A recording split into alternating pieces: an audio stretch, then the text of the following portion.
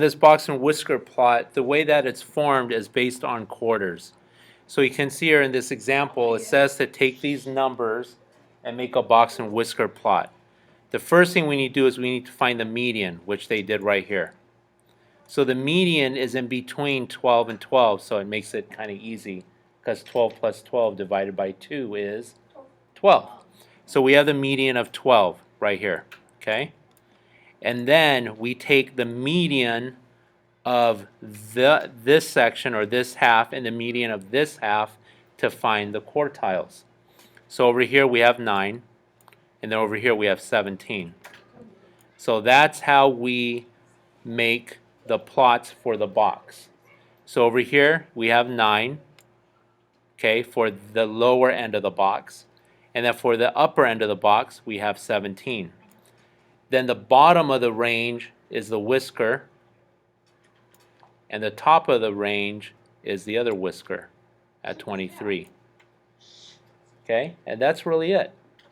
So the reason why we use box and whisker plots is because it gives us a quick glimpse of kind of where the majority of numbers are, or the majority of the data is.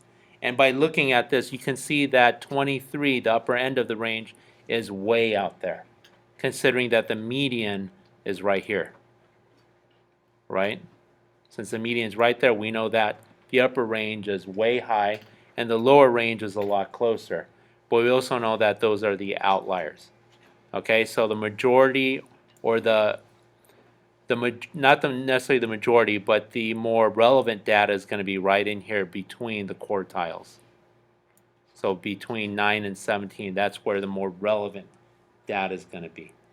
Okay, so in step 1, as it says there, you order the data from least to greatest, like we've been doing. Step 2, we find the median of the quartiles. Well, the median first, like we did here, which is 12, and then the median of this half and that half, which is the quartiles, which is 9 and 17.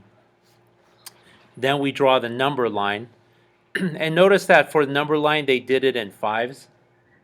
And even though the range is in 5 to 25, it's 6 to 23, they did it in 5s, and you got to keep the number line consistent so that everything measures up properly, and then you just mark it accordingly. So they could have started at 0 if they wanted to, but I wouldn't recommend it. I keep it closer to the range that it's in.